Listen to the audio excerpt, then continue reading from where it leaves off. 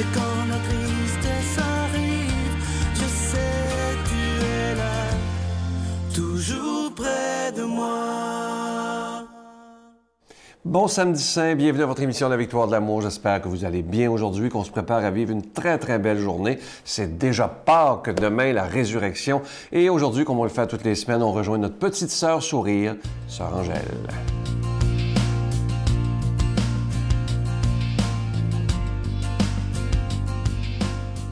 Alors, qu'est-ce qu'on dit?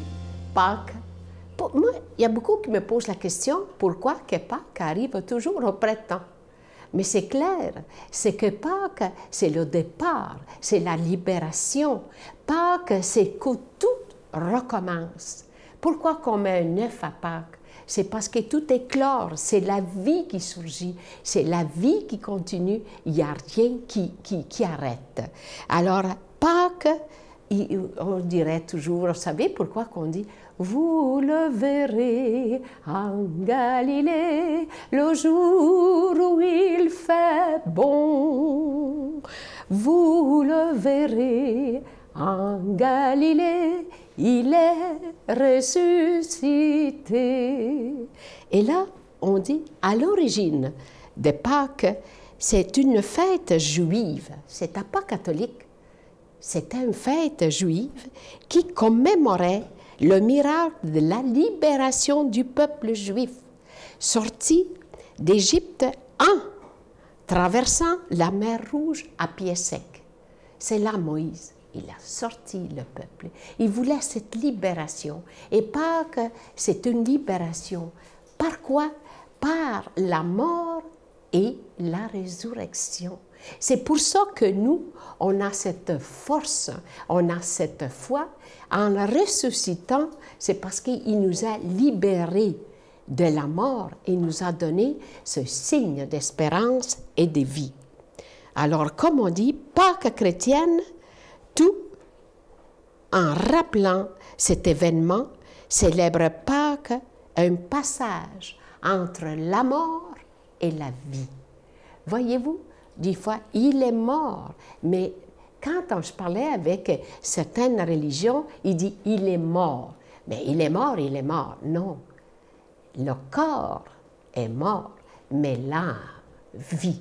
Cette puissance, il paraît que l'âme, elle nous suit toujours, et cet esprit du Christ qui est en nous, et il vivra toujours. C'est pour ça que l'esprit circule.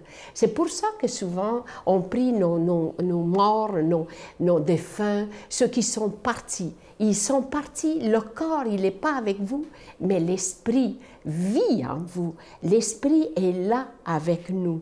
Moi, j'y vois souvent, pourquoi on a dit « Maman, tu as perdu ta mère, maman, aide-moi ». Et on sent une force qui devient présente. Une force qui est quelqu'un qui nous a aimés toute notre vie. Elle est là pour nous donner cette résurrection, cette vie. Et je pense que Pâques, c'est la plus grande fête de toutes les fêtes.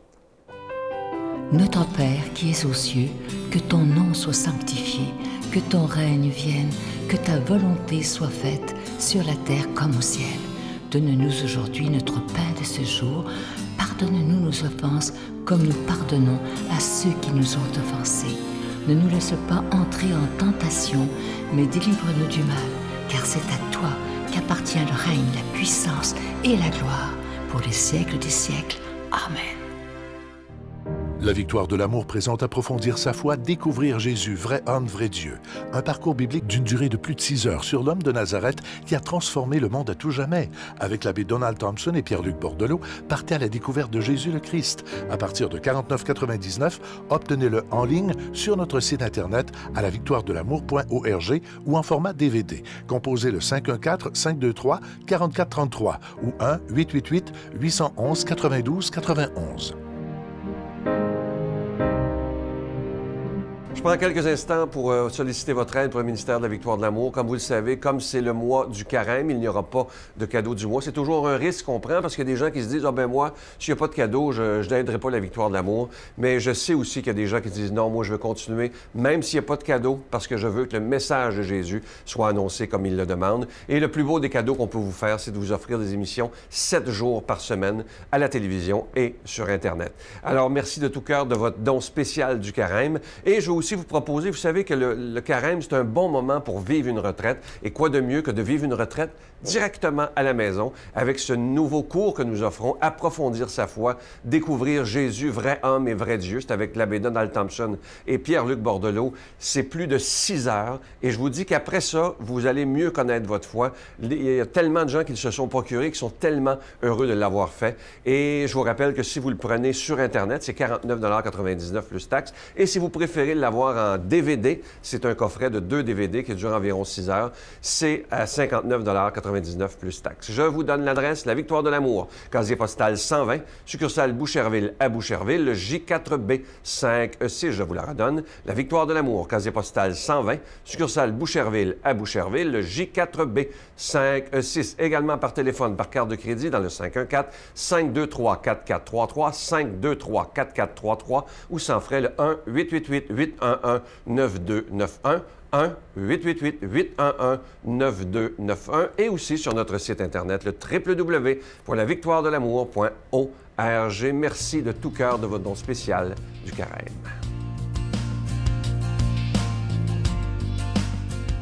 Mon Dieu, donnez-moi la sérénité d'accepter les choses que je ne peux changer, le courage de changer les choses que je peux et la sagesse d'en connaître la différence.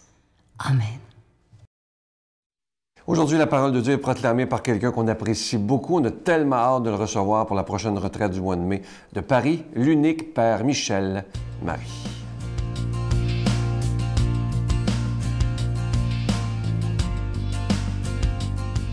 Chers amis, la résurrection du Christ n'est plus très loin.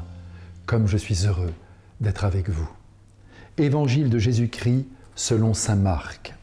Le sabbat terminé, Marie-Madeleine, Marie, mère de Jacques et Salomé achetèrent des parfums pour aller embaumer le corps de Jésus. De grand matin, le premier jour de la semaine, elles se rendent au sépulcre au lever du soleil. Elles se disaient entre elles « Qui nous roulera la pierre pour dégager l'entrée du tombeau ?» Au premier regard, elles s'aperçoivent qu'on a roulé la pierre, qui était pourtant très grande. En entrant dans le tombeau, elles virent assis à droite un jeune homme vêtu de blanc.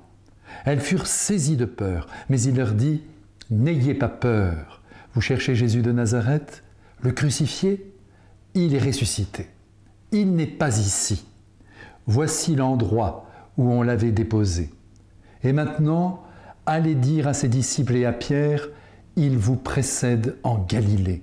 Là, vous le verrez comme il vous l'a dit. » Mes frères bien-aimés que j'aime tant, nous allons vivre cette nuit un événement unique, à l'allure féerique, qui concerne toute l'humanité croyante et incroyante. Oui, à travers la résurrection du Christ, Dieu va donner une réponse définitive à la question que nous nous posons tous un jour ou l'autre, qu'allons-nous devenir après notre mort ? Aussi, la résurrection du Christ devrait venir bouleverser notre cœur et, je l'espère, notre manière de concevoir la vie humaine. Si le Christ est ressuscité, ce que je crois, la vie terrestre apparaît comme une première étape, magnifique, décisive, ouverte sur une existence sans limite, sans pleurs, sans chagrin, sans douleur, où règne un bonheur éternel. Georges Bernanos a dit un jour « Le Verbe s'est fait chair, Dieu est venu sur la terre, et les journalistes n'en ont rien su, n'en ont rien dit. » Et oui, l'essentiel échappe souvent aux yeux des mieux informés. Mais, grâce à l'émission La Victoire de l'Amour, notre télévision annonce aujourd'hui à 250 000 téléspectateurs que la mort n'a pas le dernier mot de la vie. Certes, elle ramasse le dernier souffle des hommes, elle sépare les êtres, elle blesse nos cœurs, elle nous fait pleurer, mais son travail sauvage, cruel, s'arrête là pour laisser place à la vie qui est l'idéal de Dieu. Il est touchant de voir Marie-Madeleine et 2 femmes avec elle se diriger de bon matin vers le tombeau du Christ pour lui rendre les derniers honneurs. Dans leur esprit et jusque dans leurs viscères, un immense chagrin les étreint, ainsi qu'une inquiétude. Elles ont avec elles les aromates nécessaires à l'embaumement de leur Christ, mais elles se demandent comment elles vont s'y prendre pour rouler l'immense pierre qui a été placée à l'entrée du tombeau. Mais Dieu, qui pense toujours à tout, a déjà fait le travail. Surprise, elles se rendent compte en effet que le caveau est ouvert. La peur les étreint, mais pour les rassurer, comme toujours en nos vies, Dieu fait le nécessaire. Dans la chambre mortuaire, il y a un homme, oui, un homme, du moins il en a l'apparence, vêtu de blanc, et dont la présence ne les rassure pas du tout. Est-ce un homme? Est-ce un ange? On ne le saura jamais. Au ciel, il y aura bien un saint ou une sainte pour nous répondre un jour. En tout cas, elles ne sont pas victimes d'une hallucination. Cet homme, ange, est bien là et il parle. Et le message est précis. N'ayez pas peur. Le Christ est vainqueur de la mort. Malgré son sang qui goûtait de la croix, malgré le dernier cri qu'il poussa au sommet du bois, malgré son cœur ouvert par la lance, malgré la rigidité de son cadavre, malgré les bandelettes qu'il enfermait, malgré la nuit du tombeau, maintenant il respire de nouveau entre terre et ciel. Et il attend ses compagnons, Saint-Pierre en tête, en Galilée. C'est là-bas qu'ils le verront. Dites-leur. Les femmes, aussi effrayées que joyeuses, ont alors filé jusqu'au cénacle et, tout haletantes, se sont empressées de raconter la merveille. Ah, elles ont bien fait leur travail. Vous en voulez la preuve? Eh bien, c'est que la nouvelle est arrivée jusqu'à nous. Aussi, en ce grand jour, soyons vraiment dans la joie. Tous ceux que nous avons aimés ne sont pas emprisonnés dans l'humidité des tombeaux. Leurs personnes tout entières n'ont pas été pulvérisées sous le feu des crématoriums. Leurs êtres continuent de vivre aujourd'hui dans un autre univers. Il faudrait dire dans une autre dimension dont nous ignorons absolument tout. En cette heure où je vous parle, Marie notre Mère les enveloppe de sa tendresse. Et un jour, mais nous ne sommes pas pressés, nous entrerons aussi dans cette gloire qui n'en finira plus de nous étonner, que dis-je, de nous ravir. Si les apôtres seront envoyés dans 40 jours jusqu'au bout du monde, pour y semer la foi et faire connaître la sagesse du Christ, les femmes de leur côté, et c'est à vous maintenant, femmes, que je parle, vous avez reçu la charge, à la suite de Marie-Madeleine et de ses compagnes, de dire à vos maris, à vos amis, à vos compagnons, à vos enfants, que la vie ne s'achève pas par le naufrage du corps et que Jésus ressuscité nous entraîne tous dans son destin heureux. Oui, il vous revient, femmes de notre temps, de veiller sur l'avenir du monde et de dégager les hommes du désespoir en annonçant la mort de la mort. Tenez-nous donc par la main. Nous, les hommes, nous restons vos enfants dans l'ordre de la foi. Eh bien, en ce grand jour, Jésus, plus vivant que jamais, nous bénit tous avec son Père et le Saint-Esprit. Allez, joyeuse fête de Pâques à tous et belle nuit à vos cœurs.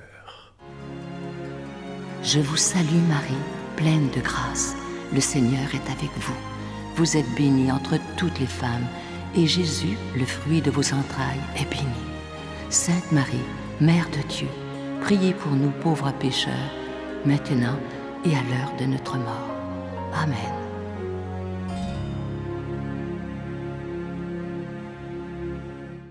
Je vous invite vraiment à ne pas manquer l'émission de Pâques. C'est toute une émission demain, un bel exemple de résurrection où on peut croire que tout est toujours possible. Je reçois avec beaucoup de joie Stéphane Bikowski. Imaginez cet homme qui était athée, ne croyait pas en Dieu du tout. Toute une histoire. Un jour, il est accusé faussement. Il est mis en prison dans une des pires prisons du monde.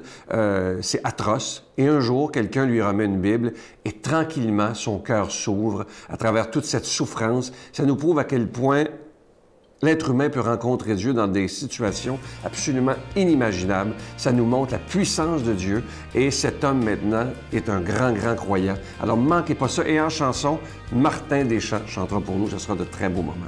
À demain. Bye! Il peut avoir se faire battre. Eux, ils aiment battre les prisonniers avec une épée. Ah oui. Baisse les culottes. Et puis pour n'importe quelle chose que tu fais de pas correct, tu dois te mettre les mains contre le mur. Il y a une photo de ça qu'on va voir. Et puis, ils te battent, ils te fouettent ça vous est arrivé, ça? avec une épée. Ah oui, plusieurs fois.